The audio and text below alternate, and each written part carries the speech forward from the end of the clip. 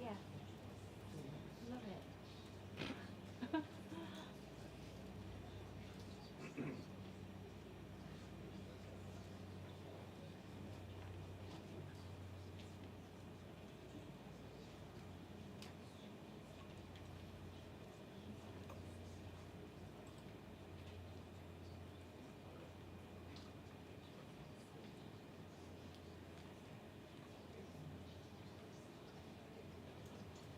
It's all good. I'm just keeping my eyeliner ready. It's all good.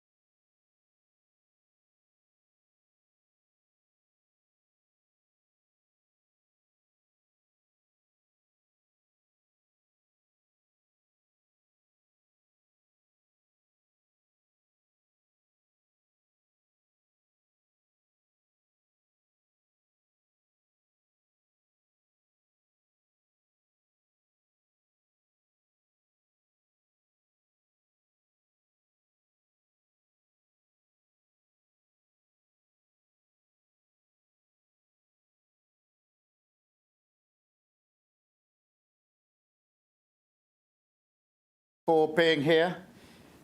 We've had a very successful and productive summit, I'm pleased to report, bringing together 46 European leaders, including President Zelensky, who addressed the plenary this morning, as I think you know. We discussed once again our commitment to stand with Ukraine, a very important commitment made again today, including supporting their energy needs ahead of winter, so getting ahead of this winter, and cracking down on the ships that are helping Russia to evade sanctions. Now, we need to be clear, Ukraine is fighting not just for the Ukrainian people, though of course it is, but for the European people, for freedom, democracy and the rule of law. And our security, therefore, starts in Ukraine. So we pledge to President Zelensky once again that we will stand with Ukraine for as long as it takes. We also had a productive discussion on wider European security, defending our democracies against Russian interference and supporting countries like Moldova, who are dealing with more direct threats. It's not just a good idea to work with our partners, it's essential. And I said on the steps of Downing Street that I would govern for the whole country, including those who didn't vote for us. And I meant it. We can only make progress on the issues that so many people care about, like illegal migration and national security, if we have the maturity and leadership to reach out a hand to our European friends. And I want to congratulate Ursula von der Leyen for her re-election today as President of the European Commission. So we are going to deepen our cooperation on defence and security and on illegal migration, where we are resetting our approach, and that's been central today. We are going to smash the gangs, break their business model and secure our borders. And we'll do this not by committing taxpayer money to gimmicks, but with practical solutions that are in line with international law. As Director of Public Prosecutions, I saw the work that can be done across borders to bring terrorists to justice and break up their networks. And I simply do not accept that we can't do the same with organised migration crime. And we started that work here today. We're increasing the UK presence at Europol in The Hague to play our full part in the European Migrant Smuggling Centre. We've agreed new cooperation arrangements with partners like Slovenia and Slovakia to disrupt organised crime, and with our new Border Security Command. We are going to work with our European partners to share intelligence, data, expertise, and put the gangs out of business. But to stop illegal migration, we must also tackle it at source. So today, I'm announcing £84 million of new funding for projects across Africa and the Middle East. That includes humanitarian and health support, skills training, help with job opportunities, and access to education. This is a vital part of gripping the migration crisis. And it shows how we're going to do business on the world stage. We are facing up to the huge problems beyond our shores, because these problems echo at home. The effects play out on our streets. And in a dangerous world, we serve no one and solve nothing by turning inward. We have to step forward and lead. And that's what we're doing. That's what we've shown here today, because it's the best way to uphold our values and keep our people safe. So I'm proud to leave this summit with stronger relationships across Europe and to leave the EPC in a stronger position as well, with a clear agenda for the coming months and the next summit confirmed in Hungary this year and Albania and Denmark in 2025. Thank you very much, and I'll now take a number of questions from the media, starting, I think, with Nick from the BBC. Nick. Thank you, Prime Minister. Thanks very much. Thank you, Prime Minister. President Macron said this morning that there's no silver bullet when it comes to solving the issue of small boats crossing the Channel. He's right, isn't he? Despite all the warm words today, it's going to be very difficult to deliver tangible progress on that. And if I may just quickly on Ukraine, is there anything extra that you as Prime Minister are offering President Zelensky when it comes to weapons or to money, or are you open to it? Well, let me take both of them. Look, there's no easy silver bullet. If there was, it had been fired a long time ago. It's difficult, it's hard, it's challenging.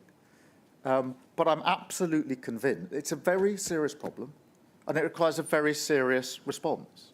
And that's why we have put to one side the gimmick of Rwanda and are pursuing the serious response, which is to smash the gangs that are running this vile trade. And I've said it before, but I say it again. I have seen this. I have been in the room when operations have been conducted to take down terrorist gangs, sharing data, intelligence, thinking strategy, including where you're going to prosecute, which has to be the first decision, not the last decision, to take those gangs down. And I'm convinced it can be done. But what happened today, which was really important, because this is the first time that the EPC has actually discussed this as a primary issue. And so that's really important. And the consensus, not just at the plenary, but particularly in the workshop, is that the focus needs to be on the gangs if we're going to smash. And that was a really important moment, I think, for us all. There's a high degree of consensus that we need to work in this way, a real interest in working with our Border Security Command, and a sense of how quickly we can get on with that. There are no silver bullets. Nothing is going to solve this overnight.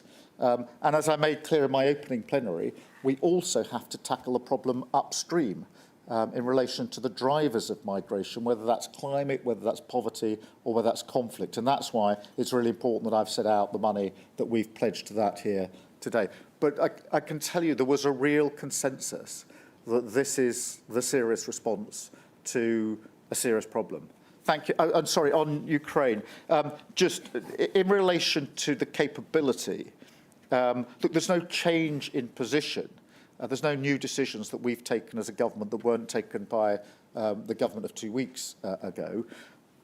But the support for Ukraine is as strong as it was, and obviously stronger by having had 46 European leaders here today. That's on top of the NATO Council we had last week recommitting. And so that commitment is there.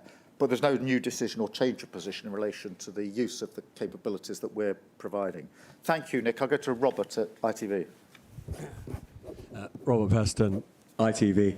Prime Minister, I think I'm going to say something that's a statement of the blooming obvious, which is that the arms manufacturing and defence capability of Europe and the UK on their own is completely inadequate to support Ukraine without America's help. So if America were to decide to seek a peace treaty of some sort with Putin, there's pretty much nothing we can do about that. And then on asylum seekers crossing the Channel, unless and until you get these intelligence sharing, policing agreements across Europe, are you simply reconciled to the numbers crossing the Channel rising? Let me deal, in relation to the first point, Robert, one of the things that came out of today, and in fact the discussions we had in Washington last week, was this commitment to an industrial strategy sitting behind the pure capability question, for the very reason that you pose, which is the backfill, the capability when it comes to that. So that industrial strategy was much discussed last week, and that discussion has carried on today. I'm not going to preempt what may or may not happen later this year in relation to the election in America, but I can't underscore enough the shared commitment here today at the EPC, hosted by us, the UK, and I'm really proud of the role that we've played in relation to Ukraine. It has been a leading role, and that is credit to the last government, which we united with on this and have continued that work. But I'm not going to preempt what may happen in the elections later this year. other than to say that industrial strategy, I think, is a very important component of the package that we need to put together. In relation to what's happening in relation to the Channel, no, I'm not resigned to anything. The work that we can do starts straight away. We've started on the command, but there's other things we can do, sharing our intelligence and data. That's why we've put more resource into Europol already. When I was leader of the opposition, went to The Hague to have discussions with Europol to get ahead of this, essentially to say what can we do early on to increase capacity to work in a different way with Europol. And of course, we need to get on with the measures that we can do here in this country. And, you know, the tragedy of all this is not just in the numbers that have crossed, but of course, the poor souls who have been lost in the last week, one last night, 4, I think, in the last 7 days or so, which is a reminder of the human cost of the vile trade that these gangs are perpetuating, and that is why we must take them down. Thank you, Robert. Beth. Thank you, Prime Minister. Beth Rigby, Sky News. Prime Minister, over 550 people have arrived on small boats since you became Prime Minister just 2 weeks ago. You know this is a hard nut to crack. If the prisons crisis is, in your words, shocking, what is the small boats crisis? And when do you expect to make progress that the public can actually measure you on? And if I may, Donald Trump's running mate, DJ Vance, is a vocal critic of aid to Ukraine. Are you worried about that? And how does it affect your roadmap to spending 2.5% of GDP on defence? Thank you. Thanks. But I think that's 3 questions packed into one. Two. But look, on the numbers and what's happened in relation to small boats crossing, we're inheriting a really bad problem here from the government who has not addressed this. Nobody is suggesting it's easy. It is a test of government, and it was a test of us as the opposition before we came into government. But we've wasted time here. We've wasted resource. We've had a Home Office that has been dedicated to a gimmick that didn't work. And therefore, the work that could have been done in relation to border security hasn't been done, in my view, in the way it should have been done.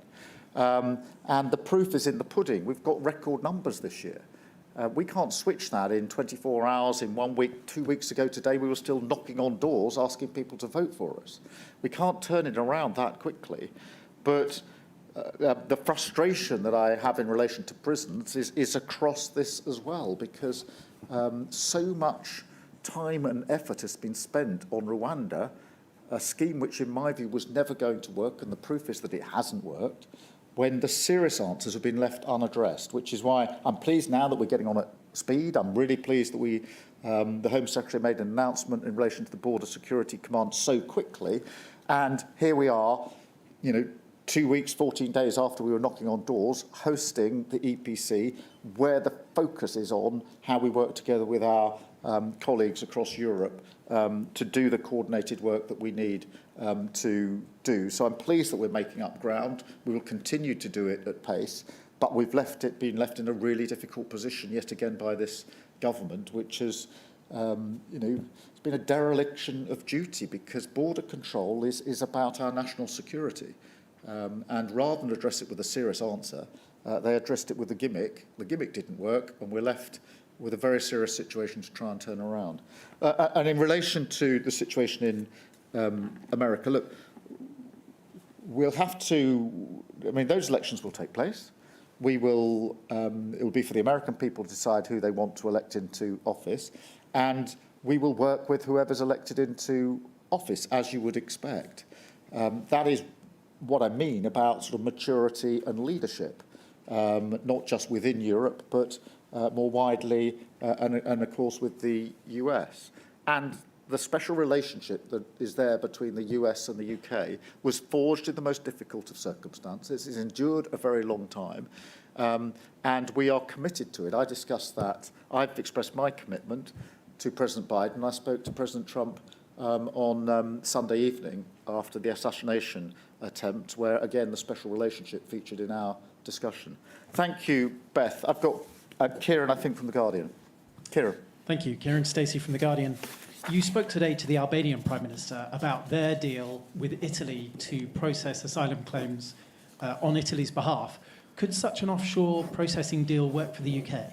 Well, I've always said I'll look at what works, but the focus today has predominantly been about the work we need to do on taking down the gangs. And obviously, Albania and Italy co-chaired the working group on migration today, and that was predominantly and dominated by the work that we need to do, sharing intelligence, taking down the gangs, and this sense that the focus has to be on that aspect if we're going to make progress. And the sense actually out of the group that this is not a left-right divide, it's actually a really important pragmatic set of arrangements that we need to put in place with our European partners. And I felt there was a real sense of progress over the course of the day in relation to those discussions. Thank you, Kieran. I've got David from the Daily Mail.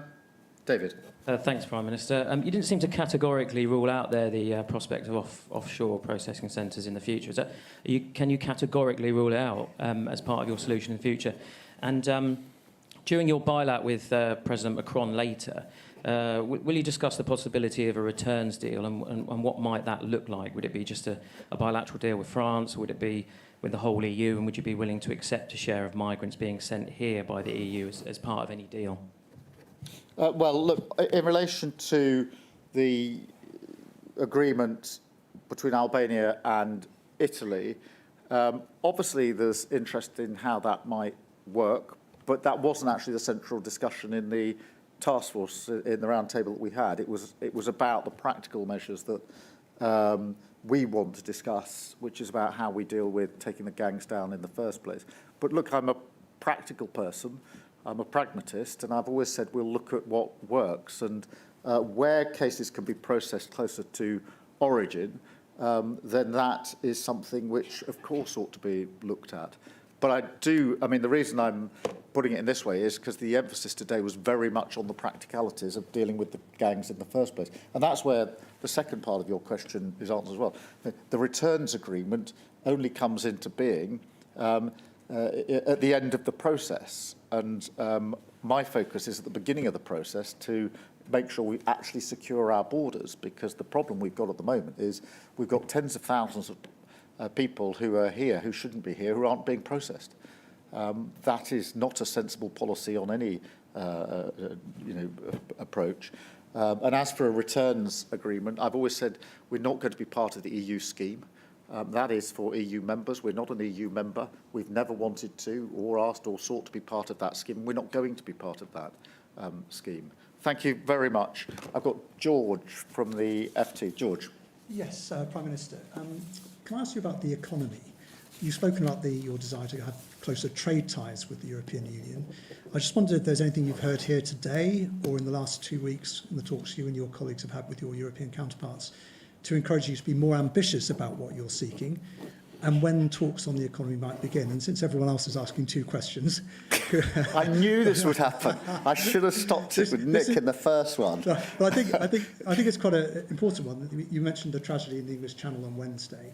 The fact that some of the migrants were picked up by a British boat and then returned to Calais, I think that's quite unusual, isn't it? Is that significant, and does that show some new spirit of cooperation on this issue?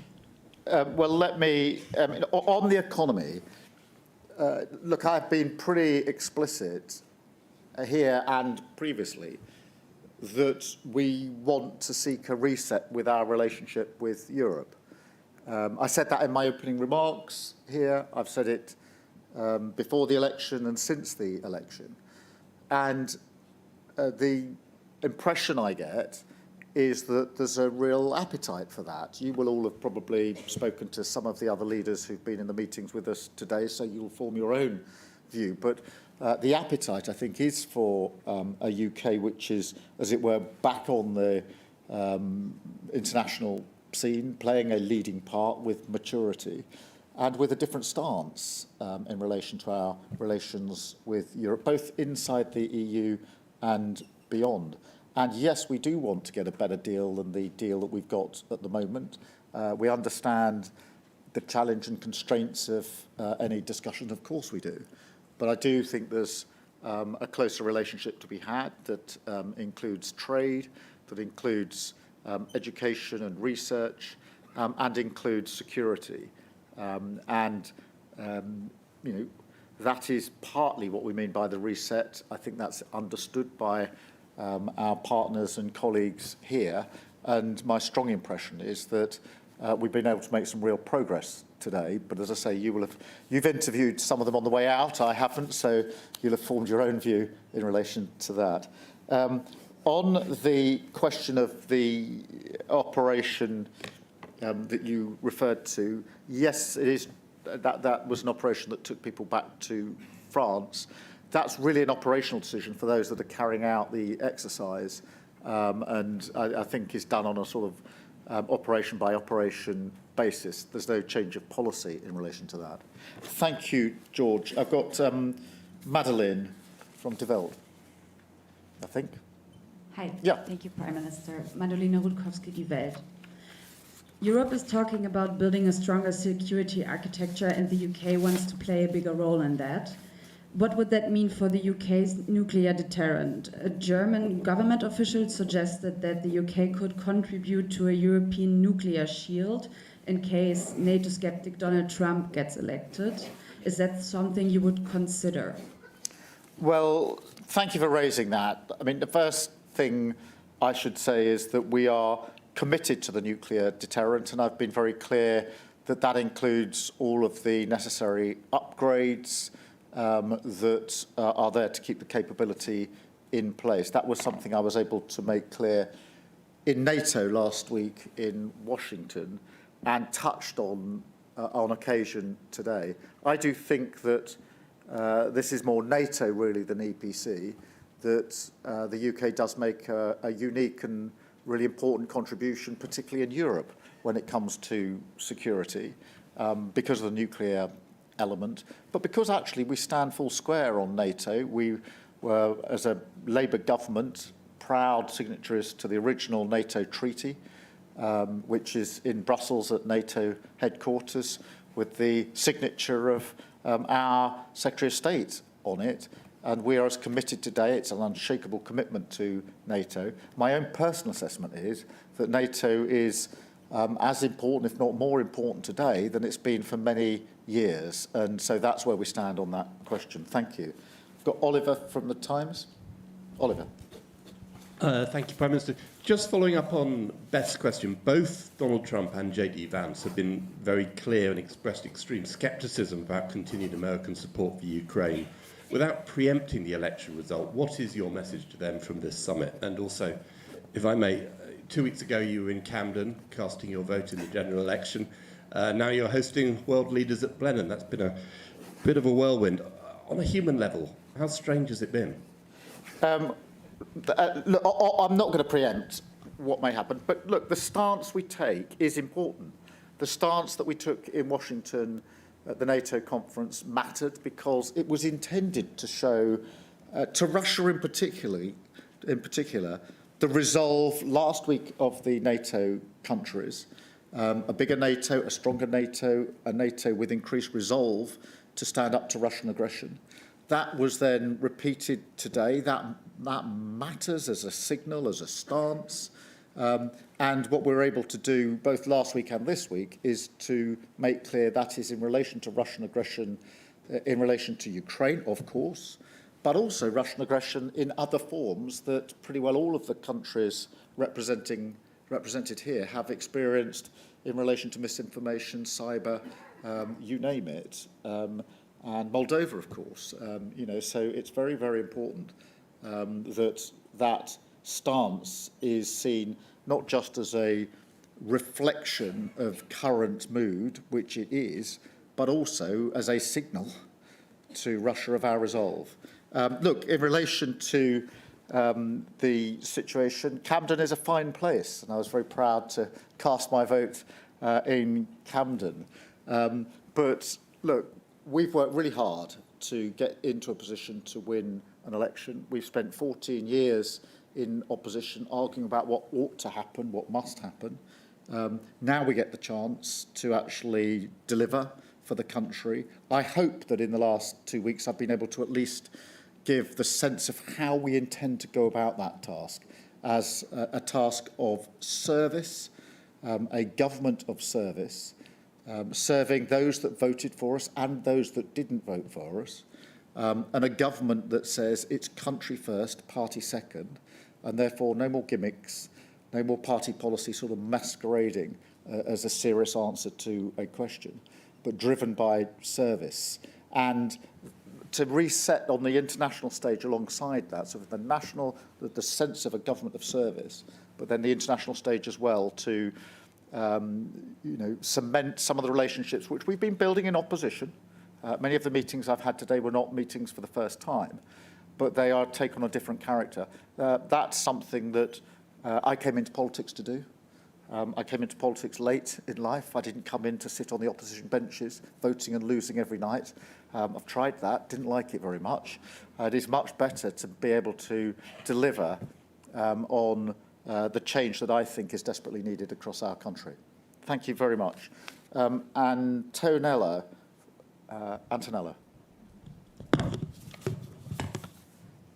Thank you very much, Prime Minister. Your predecessor, Rishi Sunak, built up a special relationship with Italian Prime Minister Giorgia Meloni. Are you going to have the same very close and friendly relations with her, and why? And secondly, if I may, as he was here, what do you think of the appeasing behavior of Hungarian Prime Minister Viktor Orban towards Russia? Did you discuss Did you discuss that with him today? Thank you. Look, in relation to my predecessor, firstly, can I say something which you didn't ask, but I do think is important? I think he's been incredibly statesmanlike and generous since the election, if I may say so, and I thought he made that very clear in the way that he replied to the King's speech yesterday. The relationship that he struck up with Italy was important. I think we've got a long history between our two countries. And we've both had the opportunity today to make clear that we want to continue with that strength of relationship between the UK and Italy. That is a good thing. And so we build on the relationship that Rishi Sunak put in place rather than start in a different place. And I think that's been an important part of the discussions I've been able to have here today. As for the discussions I've had with individual leaders, then I'm not going to start going into the details of those, as you would imagine.